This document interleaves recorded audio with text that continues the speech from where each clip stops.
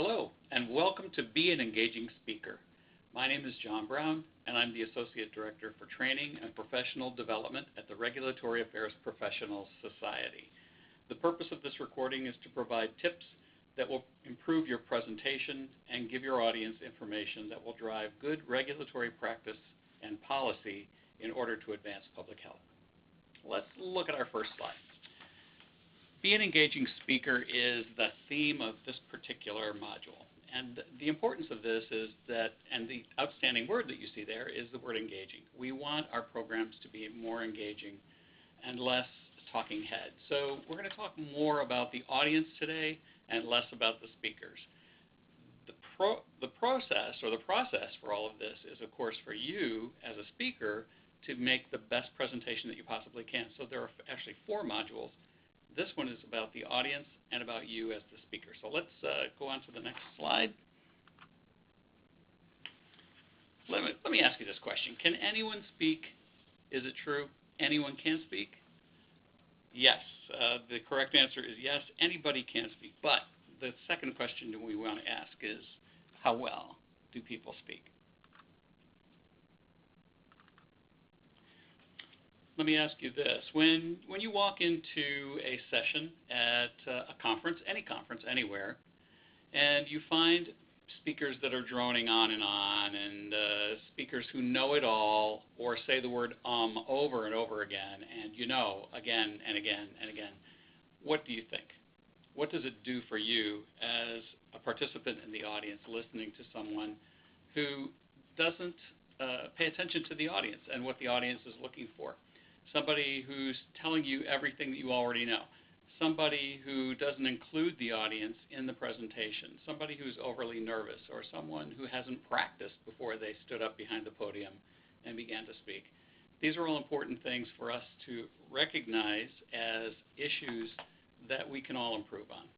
None of us are perfect, of course, and this is a lot to look at, a lot to think about, but if we can take one of these or 2 of these, or 3 of these, and make some changes in our presentations, we're going to make some great improvements. Let's move to the next slide. This is a good one. This is called the Rule of 18, and this comes from TED Talks, if you've ever heard of this before. The gentleman who started TED Talks did a study, or commissioned a study, and asked a group of people to find out what attention spans are like today. And what they found was that in the first few minutes, people are preparing to listen and getting settled down and actually beginning to focus on the topic at hand.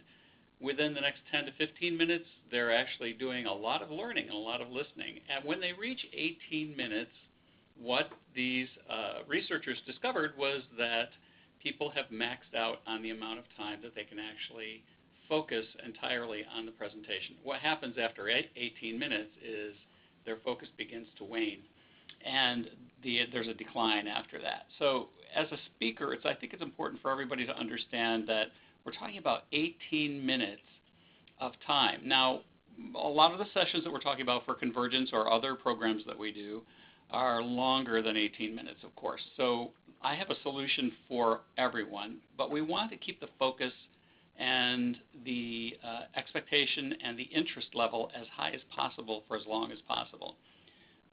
Let me show you this slide. This is what happens. People begin to prepare, they listen actively, and then their interest peaks at 18 minutes. After that, the interest begins to dwindle, and then, of course, cell phones appear. And when the cell phones come out, you know you're in trouble. So let's try to avoid that. Let me look at the next one. This is what we'd like to see everyone doing. We'd like to see people in the audience that are beginning to prepare, engage in the presentation, learn from the speakers, and then begin to apply that information through, it could be any kind of activity that we're talking about or some sort of engagement that the speaker is able to create for the audience. After that, what we want them to do is to continue to apply the information and incorporate that and use the information as they move forward, whether it's just leaving the room or if it's going back to their workplace or whatever the situation is. We want the learning level to remain high and not to lose interest and have people step away from what the learning situation is. So are you a master presenter? What we'd like everyone to be, of course, is a master presenter. I understand that most people are not master presenters, and many people are in a beginning stage. Some are mid-level, some are high-level presenters. And unfortunately, a lot of people inflate their abilities and seem to think that they are great presenters when in fact they may not be. But let's look at some of these skills that a master presenter holds. First of all, the one thing that identifies a master presenter is that they put effort into their introductions. It's like preparing a wall to paint in your home. You want to make sure that you scrape everything off that needs to come off. You need to wash down the wall to make sure all of the dirt is off the wall. And then once everything is dry and ready to go, that's when you can put on your layer of paint. Well, the same thing happens with the introduction for your presentation. You want to make sure that you put enough effort into your introduction where you're introducing the objectives and your reason for presenting this particular topic at the very beginning of your talk, because if you can get that information up there up front, you've captured their interest right from the beginning, and then they'll be able to follow through on all of the information that you're providing for them after that, as long as we're still continuing the interest level. Worry bigger. Worry bigger really is about what we talked about at the very beginning. It's about focusing on the audience and not on yourself. Don't worry about your hair. Don't worry about your clothing. Don't worry about shuffling papers or that kind of thing. Worry about the audience. Watch them and see how they're responding to your presentation. If the cell phones are out, if they're typing emails, if they're picking their nails, if they're tying shoes, if they're doing anything but listening to you, that could be an indicator that they're not paying attention and that perhaps your presentation is not working as well as it could be. One of the things that you want to do right at the beginning of your presentation is to connect and persuade your audience. Now, when I'm not talking about manipulation here. What I'm talking about is stepping down into the audience before the program begins, shaking hands with people, saying hello, getting connected with them. Once you connect with people in your audience, you start to break down the walls that they might come in with. So you've probably experienced an audience where people are sitting with their arms crossed and they are resistant to what you're going to say. They're ready for a fight or whatever the situation is. They're not really prepared to begin listening to you. So it's up to the speaker to break down the walls and get connected to the audience and begin the persuasion process. You have a point to make. You have a topic that's important that you want to convey to them. And you obviously you want to persuade their way of thinking so that perhaps they're thinking the way you are, or they're thinking differently than the way they have in the past. So that's what a master presenter does. Another thing that the master presenter does is they focus on higher order thinking. We're not talking about people that are just listening to basic information here. We're talking about being able to ask critical thinking kinds of questions. It's really important for the audience to be able to analyze what you're saying and to evaluate what you're saying as you speak, and then to synthesize what you're talking about into what they plan to do with it later on. Another thing that a master presenter does is they use humor in their presentations. I'm not talking about stopping and telling a joke that's not related to the topic at all, but perhaps telling a funny story about something that happened to you as an individual regarding your topic, or perhaps just a funny story that you read somewhere that's related to the topic. Those are all ways to help break down the walls for your initial presentation with your audience. Another thing that you might want to do is to pause after making important points. This is something that master presenters do very well, and it's a bit dramatic, but what they do is they make an important point, they stop and they pause for 2 or 3 seconds to let people think about what they just said, and then they repeat the important point that they wanted to make. That way you're giving people an opportunity to think about it, and you're also reinforcing it by saying it a second time.